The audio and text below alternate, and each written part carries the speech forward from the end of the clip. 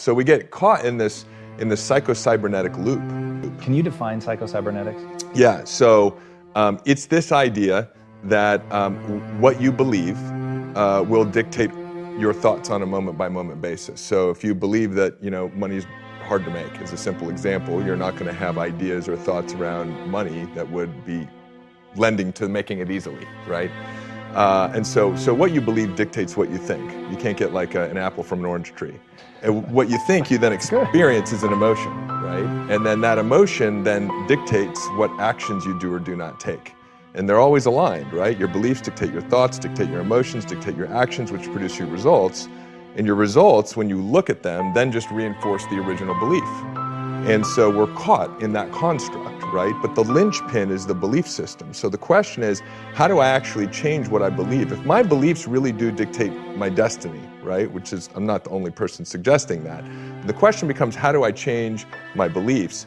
And in that is an inherent challenge, because by definition, beliefs are that which are true, right, for us.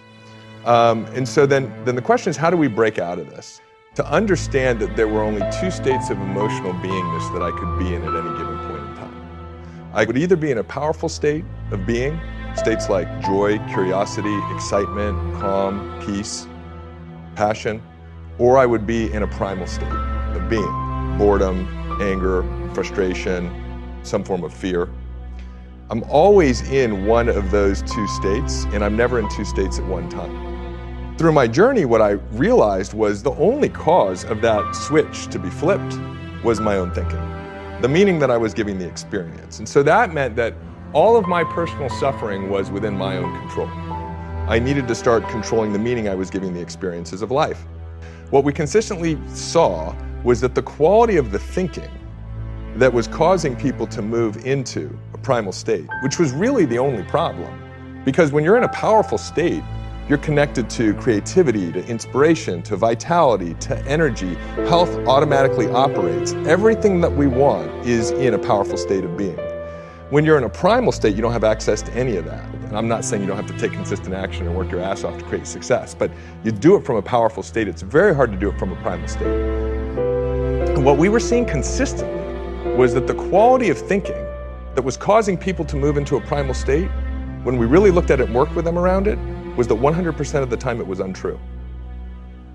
The only cause, the thing they were thinking was untrue. I'm not good enough. I'm not smart enough. I'm not good enough. I'm not smart enough. There's not enough time. I read something recently, and the numbers always change. Like 88% of what's going on in any given moment, you're not paying attention to. Like, I'm not paying attention to your wrist right now. That which we tend to pay attention to is aligned with what we believe, and so that's all we get. So if you want, more happiness, if you want more wealth, if you want deeper relationships, if you want to have more joy, you want to have more fun, you want to, achieve your full potential and really make an impact in the world, then what's really important is to get clear on what that could look like for you, and to make sure that what you believe is congruent with that outcome. Because if what you believe is not congruent with that outcome, just neurophysiologically, you're working against yourself, right? Yeah, talk to me about the power of clarity. You're one of the few people that I hear talk about this, and I think it's so fucking important. Most people know what they don't want, but they don't know what they do want. If you say to somebody, what do you want? They'll spend maybe 10 seconds sifting around and then start telling you exactly all the stuff that they don't.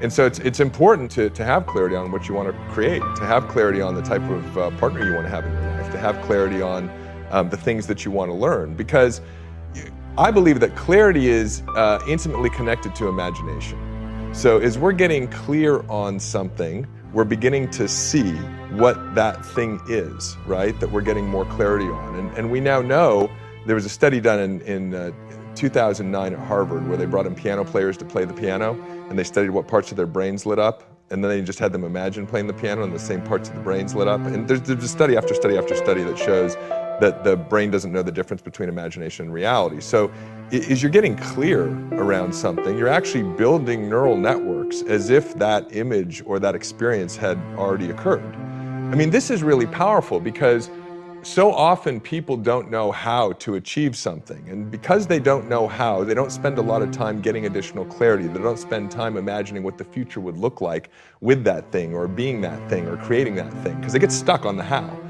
And What I would suggest is that if you're willing to invest time in getting clearer around something or imagining, you build neural networks that represent the memory of an experience that has not happened yet. That's fucking powerful. I mean, we're talking about like next level mental technology, because if you had experienced the thing already, would you know how to do it? So what I would suggest is that it's that change in the neural networks of your brain that you can achieve through clarity, which is part of this kind of imagination category. I mean, Dispenza talks about it with meditation and visualization. Other great teachers talk about it in this way. You're able to start building neural networks of experience that have not happened yet that I believe then give you access to the thoughts, the ideas, the perceptions, and if you want to talk about like creating the synchronicities that actually close the gap between that future and the present moment.